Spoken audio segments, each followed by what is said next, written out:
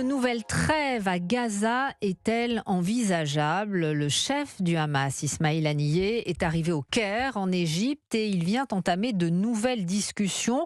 Quelles pourraient être les modalités d'un éventuel accord, Wilfried de Villers ? Eh bien, elle porterait sur une trêve provisoire d'une semaine au moins. C'est ce qu'affirme une source proche du Hamas, avec un dispositif similaire à celui de la première période de trêve en novembre dernier.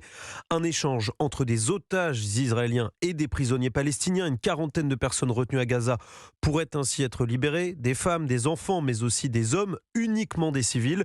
Pour l'instant, les discussions sont toujours en cours, avec un point de tension principal pour Israël: des demandes du Hamas qu'elle juge démesurées, comme l'explique le géopolitologue Frédéric Ancel. Le Hamas exige des prisonniers qui ont du sang sur les mains. Et il exige un ratio qui lui est plus favorable que la dernière fois. Là, un otage contre 3 prisonniers, ça lui suffit pas. Il y a 15 ans de ça, avec Gilad Shalit, c'était 1 contre 1000. Donc on est là sur ce type d'achoppement. Mais il n'est pas question que l'armée israélienne sorte de la bande de Gaza, parce que sinon ce sera un cessez-le-feu. Sinon c'est la fin de la guerre. On ne parle pas de ça pour l'instant. Et c'est bien ce qu'a réaffirmé cet après-midi le Premier ministre israélien Benjamin Netanyahou, qui exclut tout cessez-le-feu avant l'élimination, dit-il, complète du Hamas.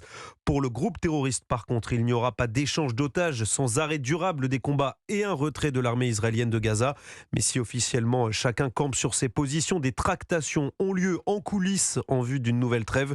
C'est sur cette ligne de crête que se jouent en ce moment les discussions en Égypte. Et aujourd'hui, Wilfried, le Conseil de sécurité de l'ONU devrait se prononcer sur une nouvelle résolution qui demanderait la suspension urgente des hostilités pour améliorer la situation humanitaire à Gaza.